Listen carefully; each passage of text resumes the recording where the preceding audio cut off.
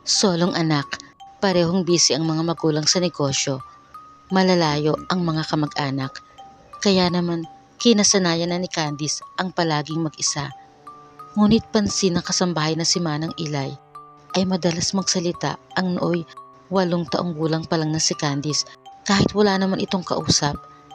Isang beses ay pinakinggan ni Manang Ilay ang bata sa pakikipag-usap nito sa hindi nakikitang nilalang. Ani Candice sa kausap. Masaya siya na sinasamahan siya nito at kinukwentuhan ng mga nakakatuwang bagay. Sinabi rin niyang gusto niyang sumama rito. Hindi na nakatiis si Manang Ilay at nilapitan nito ang bata. Naupo siya sa tabi nito. Tinanong niya kung sino ba ang kinakausap nito. Masayang itinuro ni Candice ang isang nilalang sa tabi niya, subalit kahit anong tingin ni Manang Ilay ay wala naman siyang makita na naroon. Ang mahiwagang nilalang ay tinawag ni Candice na si Clarence. Aniya, si Clarence ay isang binata na taga-kabilang daigdig.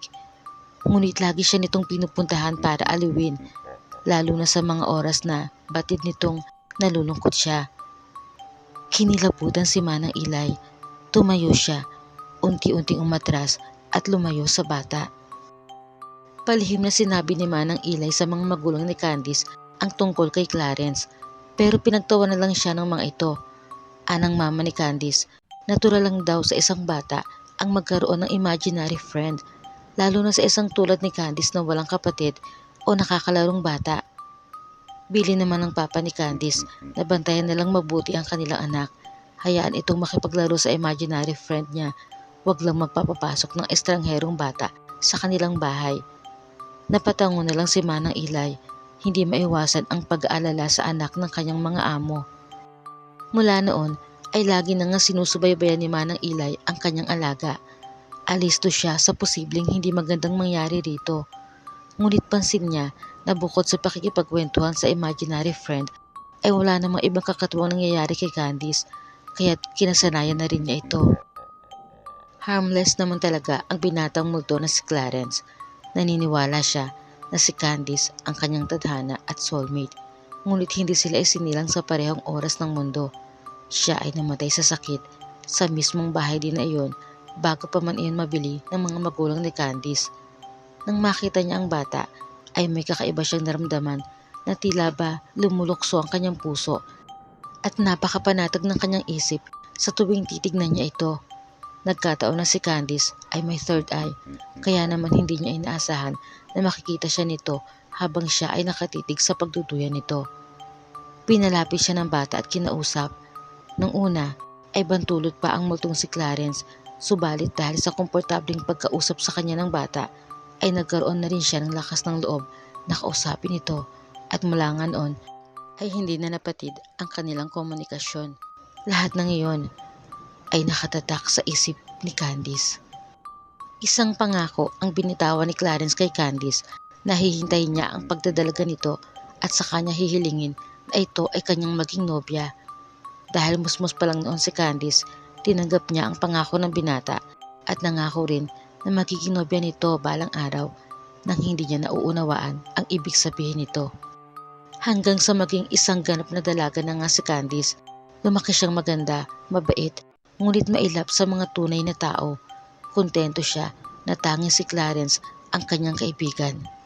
Sa pagdaan ng panahon, nakilala niya ang binatang si Michael sa isang pagtitipon na dinaluhan nilang mag-anak. Sa unang pagkakataon pa lang na iyon ay nagustuhan na siya nito. Nilapitan siya at kinausap. Panay naman ang linga ni Candice, nag-aalala na baka nasa paligid lang ang kaibigan si Clarence at magalit ito kapag nakitang may kinakausap siyang iba.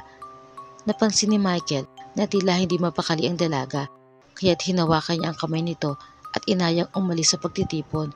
May pupuntahan daw silang magandang lugar na magpaparelax dito. At ubiling sumama, pero sumama pa rin si Candice, angkas ng motor ni Michael. Dinala ni Michael si Candice sa isang garden park na labis nitong ikinatuwa. Nalibang siya ng husto sa pakikipagkwentuhan sa binata sa gitna ng nagagandahang mga bulaklak, kaya naman pansamantala niya nakalimutan ang kaibigan niyang si Clarence. Ngunit nang maalala niya ito ay inaya niya agad si Michael na umuwi. Dahil tiyak Nahanapin daw siya ng mga magulang. Pagdating sa bahay nila ay hinanap agad ni Candice si Clarence pero hindi ito nagpakita. Kaya naman binalot siya ng kalungkutan hanggang sa pagtulog. Si Michael ay nagpursige na ligawan si Candice habang si Clarence ay dumadalang naman ang pagpapakita kay Candice. Iniisip ng dalaga na nagsiselos ito sa madalas na pagbisita ni Michael sa kanya hanggang sa tuluyan na ngang hindi nagparamdam sa kanya si Clarence. Sa mga panahong iyon na labis na lungkot ang nadarama ng dalaga ay hindi umalis si Michael sa tabi niya. Unti-unti ay napapagaan nito ang kalooban niya hanggang sa tuluyan niya itong bigyan ng puwang sa buhay niya. Matagal din ang panahon ay pinaghintay ni Michael bago niya nakumbinsi si Candice na magpakasal sa kanya. Ngunit nung kasal na sila at magkasamang namayapa dahil sa aksidente ang mga magulang ni Candice, ay doon na niya ipinakita rito ang tunay niyang ugali. Dahil ang totoo ay hindi naman talaga siya ganun kainteresado sa asawa. Mas interesado siya sa malaking mamanahin nito. Hindi makapaniwala si Candice na ang pinakasalan niya ay may ugaling halimaw. Kaya naman hinahanap-hanap niya ang presensya ni Clarence na alam niyang tanging makakaintindi sa kanya. Nang malaman ni Michael na nakapriz ang mana ni Candice dahil maraming pagkakautang ang pamilya, ay pinagbalingan nito ang kaawa-awang babae. Upang magawa niya ng walang sagabal ang mga huli niyang plano, ay inakusahan niyang nababaliw si Candice dahil sa pagkawala ng mga magulang at pagkawala ng kanyang mana. Kaya't nagawa niya itong ipakulong sa mental hospital. Sinugatan niya ang sarili at nagkunwari sa harap ng ibang tao na hindi na niya mapigilan ang pananakit ng asawang si Candice. Kailangan mo na nitong magamot sa mental hospital. Sa loob ng ospital na iyon ay umiiyak na tinawag ni Candice si Clarence. Araw-araw, gabi-gabi, humihingi siya ng tulong dito. Hindi naman siya nabigo. Matapos ang matagal na panahon ay muli niya itong nakita. Nakatayo sa harapan niya at nakangiti. Inaabot ang kanyang kamay at sinabing iyon na ang tamang panahon para iwan ni Candice ang mundo at sumama sa kanya sa isang paraiso. Hindi naman nagdalawang isip si Candice. Humawak siya sa kamay ni Clarence. Tila ba naibsan ang bigat ng kanyang damdamin nang yumakap siya rito. Inakay siya nito patungo sa pupuntahan nilang hindi pa niya batid. Ngunit nagtitiwala siyang hindi na sila muling magkakalayo at magiging masaya sila sa sinasabi nitong paraiso. Ang katotohanan, si Clarence ay totoong sumakabilang buhay sa sakit noong siya ay nasa edad 23. Nakita lang ni Candice ang lumang larawan niya sa mga naiwang gamit ang dating nakatira sa nabili nilang bahay. Ngunit wala talagang multo ni Clarence. Ang lahat ay nasa imahinasyon lang ni Candice. Gumawa lang siya ng isang imaginary friend upang maibsan ang kalungkutang nararamdaman niya sa tuwing siya ay mapapag-isa. Ang imaginary friend niyang si Clarence ay dinala niya hanggang sa kanyang pagdadalaga. Pinanindigan niya sa sarili na siya ay may kaibigang multo. Nang makilala niya si Michael, unti-unting nabaling ang atensyon niya rito.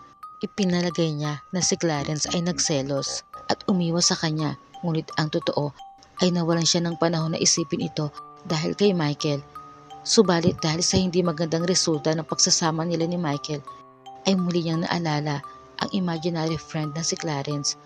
Pinuhay niya ito sa kanyang isip at muli ay nag-imbento siya ng isang magandang senaryo kasama ito sa wakas ng kanyang buhay.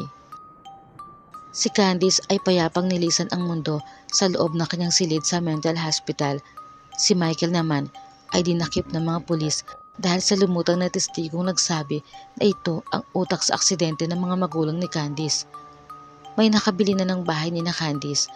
Ang batang babae na si Jillian ay napulot sa salas ang lumang larawan ni Clarence. Di kalayuan dito ay napulot din niya ang lumang larawan ni Candice. Dito ay nagsimula niyang buhayin sa kanyang imahinasyon ang dalawa at nagsimulang kausapin ang mga ito. Tulad ni Candice noon, si Jillian ay isa ring malungkot na bata at siya ay pasasayahin ng kanyang mga bagong kaibigan na mabubuhay lamang sa kanyang isipan at imahinasyon. To God be all the glory.